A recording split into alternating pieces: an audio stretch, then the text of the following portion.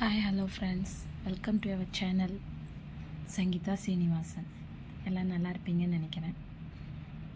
இன்றைக்கி நம்ம பார்க்க போகிறது என்னென்னா பிரேக்ஃபாஸ்ட் இட்லி சுண்டல் கிரேவி. அதுக்கு தேவையான பொருட்கள் பட்டை, லவங்கம், சோம்பு, இஞ்சி, பூண்டு, வெங்காயம், தக்காளி, தேங்காய், பச்சை மிளகாய். ராத்திரியே சுண்டலையும் ஊற வச்சுட்டேன். ஊற வச்சுருக்கேன். கிரேவி செய்ய ஸ்டார்ட் பண்ணலாமா? வாங்க வீடியோக்குள்ளே போகலாம். இப்போ சுண்டலை நல்லா கழுவிட்டு குக்கரில் போட்டு தண்ணி ஊற்றி உப்பு போட்டு நல்லா 5 விசில் விட்டு வேக வச்சு எடுத்துக்கணும்.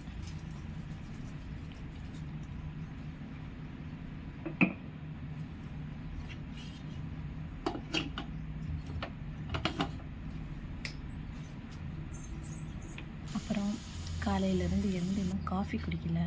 காஃபி குடிச்சிட்டு அதுக்கப்புறமா கிரேவி பண்ண ஸ்டார்ட் பண்ணலாம். வாங்க, நீங்களும் காஃபி சாப்பிடுவீங்க. அப்புறம் அடுப்பில் ஒரு கடாயை வச்சுட்டு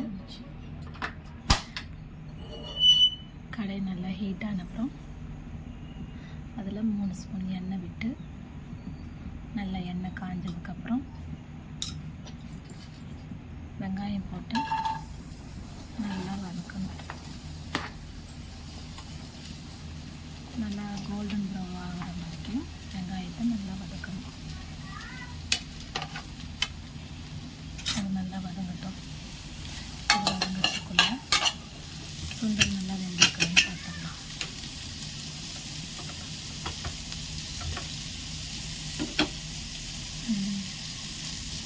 சுண்டல் நல்லா வெந்திருக்கு. அப்புறம் வெங்காயம் நல்லா ப்ரௌன் கலரில் வதங்கிடுச்சு. அப்புறமா தக்காளி போடலாம். தக்காளி போட்டு நல்லா வதங்கினதுக்கப்புறம் தேங்காய் போடலாம். தேங்காய் போட்டு சும்மா ஒரு 2 பரட்டிட்டு இறக்க வேண்டியதான். நல்லா பரட்டிட்டு நல்லா ஆற வச்சு மிக்சியில் அரைச்சிக்கணும். அப்புறமா அடுப்பில் கடாயை வச்சு 2 ஸ்பூன் எண்ணெய் விட்டு பட்டை, லவங்கம், சோம்பு, பிரியாணி இலை எல்லாம் போட்டு அது நல்லா கருவேப்பிலை, கொத்தமல்லி தழை, அதுக்கப்புறம் இஞ்சி பூண்டு போட்டு இந்த இஞ்சி பூண்டு போட்டு வாசம் போகிற வரைக்கும் நல்லா வதக்கணும். நல்லா வதக்கினதுக்கப்புறம் வேக வச்சு தண்ணி வச்சுட்டு நல்லா ஃப்ரை பண்ணணும். நல்லா எண்ணெயிலையும் சுண்டல்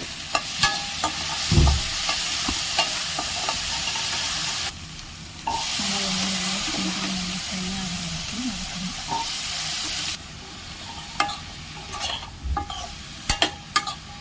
நல்லா வதக்கினதுக்கப்புறம்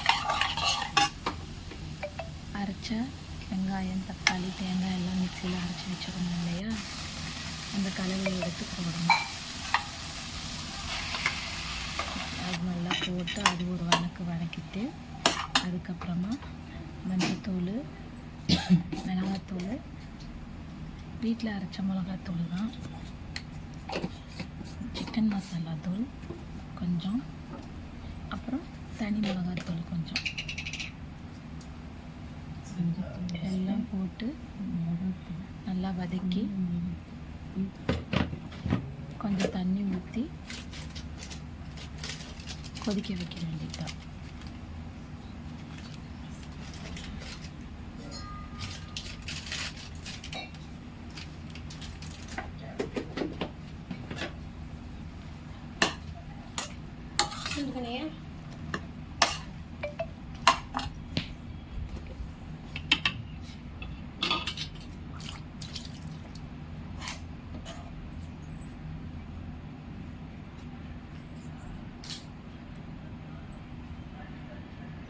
நல்லா கொதிக்கிற வரைக்கும் கடாயில் மூடி வச்சுட்டு இட்லி ஊற்றிடலாம். பக்கத்துலேயே இட்லி குண்டா வச்சு தண்ணி நல்லா கொதிச்ச பின்னாடி அதுலேயே நல்லா அந்த துணியை அலசி இட்லி ஊற்றி வைக்க வேண்டும்.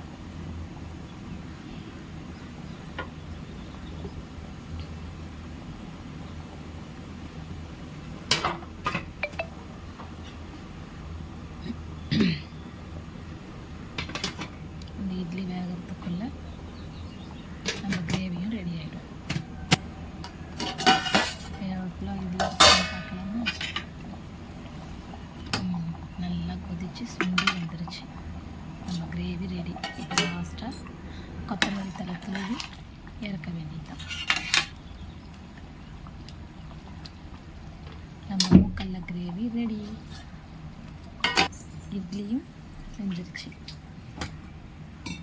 நல்லா பஞ்சு போல் இட்லி.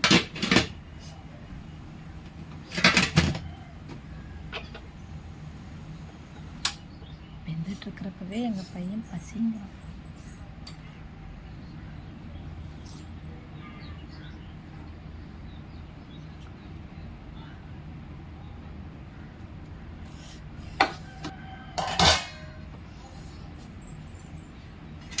இட்லியும் மூக்கல்ல கிரேவியும் ரெடி. வாங்க சாப்பிடலாம். இதோட இந்த வீடியோ முடிஞ்சிருச்சு. நெக்ஸ்ட் வீடியோவில் சந்திக்கலாம். என் சேனல் நீங்கள் இப்போ தான் ஃபஸ்ட் டைம் பார்க்குறதா இருந்தால் லைக் பண்ணுங்கள், சப்ஸ்கிரைப் பண்ணுங்கள். டாட்டா பாய்.